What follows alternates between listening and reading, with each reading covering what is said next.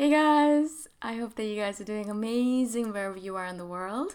My name is Shikha and I welcome you to my channel. As always, I'm so grateful that you guys are listening, subscribing, and commenting. I really appreciate the support and I'm so grateful that you're liking the videos and learning from them. And of course, if you guys want to support me further, you can do that through my Patreon site. The link is in the description below and you can give me $1 a month, $5 a month, whatever you guys prefer.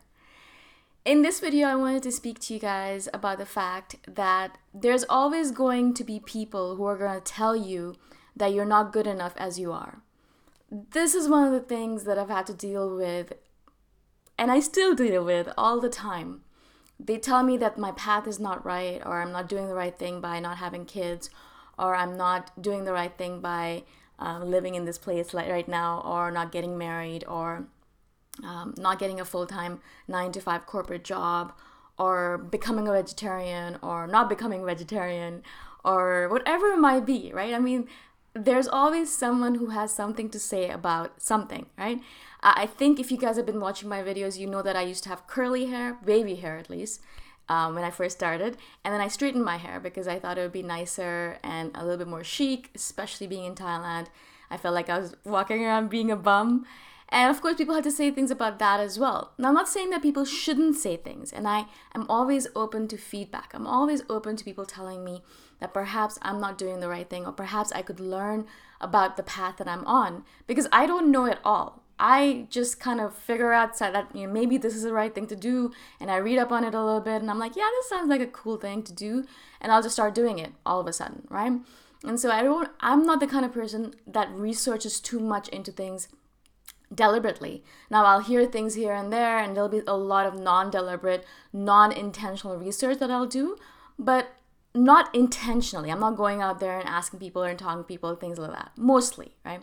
Now, for example, I'm buying a motorbike right now here in Thailand, in Chiang Mai, and so of course I'm doing a lot of research, a lot more than I normally do. Not as much as some people do, not as little as some people do, but enough for me to feel comfortable with the purchase that I'm going to make, right? And so I don't do that much research, and so I'm always interested in people telling me, what am I doing wrong? If I choose something, if I choose a path, and someone says, no, that's not the right path to choose, I always want to hear their perspective. I want to hear why they think that I don't have the right choice. I haven't made the right choice, right?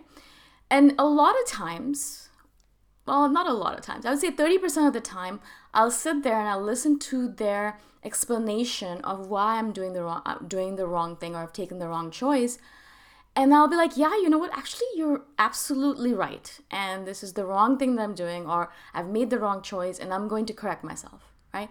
And so that's great because that becomes a teaching moment for me, and I learn from this individual and I am growing as a result of their conversation with me. And I love that. Those are the kind of people I want to be surrounded by, people who are making me grow and become a better person every single day. But that's 30% of the time. Yeah, most of the time people will, first of all, not have a reason for why they think I'm doing the wrong thing, which I do not appreciate. If you're going to tell me that I'm doing the wrong thing, I want you to give me a reason for why you think I'm doing the wrong thing. It might be anything. It doesn't really matter. And I will openly, and as much as possible, openly listen to your reason, right? Now, of course, if your reason is BS, then I'm going to say, I'm sorry, but you're speaking nonsense, and I'm still going to stick to my original plan. If you have a good reason for it, and it still doesn't jive with me, there are possibilities where you have a really good reason for why you think I am filled with nonsense, but I realize, no, your reasoning and the way you're looking at the world is completely different from mine, and so I'm sorry, but I don't appreciate it. I don't believe what you're saying is right. What I've chosen is still correct for me, and I'm going to keep on going with it, right? So I'm not saying to you guys as INFJs or whoever you are listening to this channel, I'm not saying that you should just listen to everyone who's talking to you all the time. I'm also not saying that you should completely negate everything that people are telling you all the time either, right? I think both of those things have to come into place when you are listening to people's advice or feedback or comments or opinions. A lot of them are just opinions, right? And so you have to be able to remove the chaff from the wheat, or wheat from the chaff. Remove the wheat from the chaff. Basically, you have to be able to remove the good stuff from the bad stuff, right? You have to be able to remove that up or dissect it out or really rummage through it to figure out what's the good ideas and what are the bad ideas, right? And so you sit there and think critically and listen critically and consciously.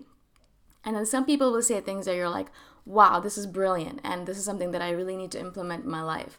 And you're awesome. And some other people, you're going to be like, yeah, you know what? You're making valid points, but it really isn't the way I want to live my life. So thank you for sharing, but I don't think it jives with what I'm going to be doing.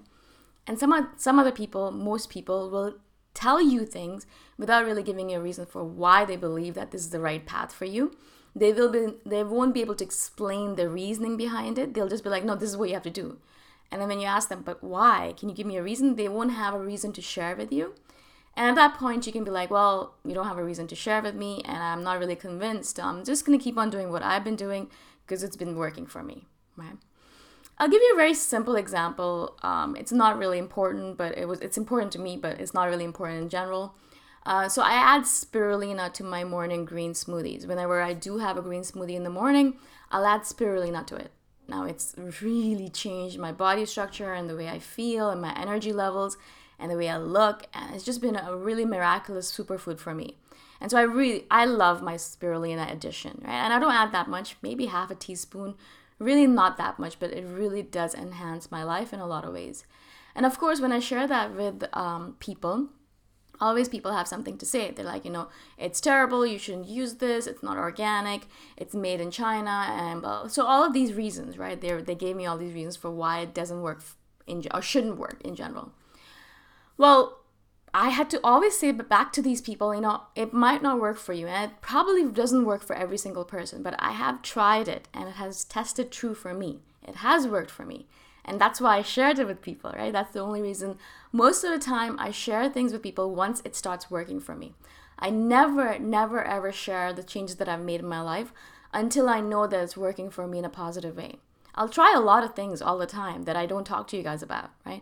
Because I'll listen, or I hear something and I'm like, oh, this sounds interesting. And I'll try it. And I'm like, no, it doesn't really jive with me, so I won't talk about it. And then I'll try something else and it works really well for me. And then I talk to you guys about it. I talk to you and my friends and family about it.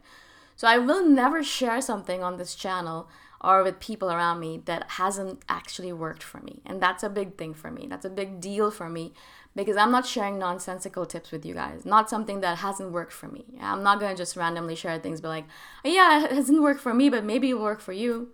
I don't know. I've never tried it, right? And so I'm always making sure of that. So if it has already worked for me, and with the spirulina thing, it had worked miraculously for me. And so, of course, my response to this individual was, it might not work for you, and you might hate it, and you might have a lot of different reasons why you don't think you should use spirulina.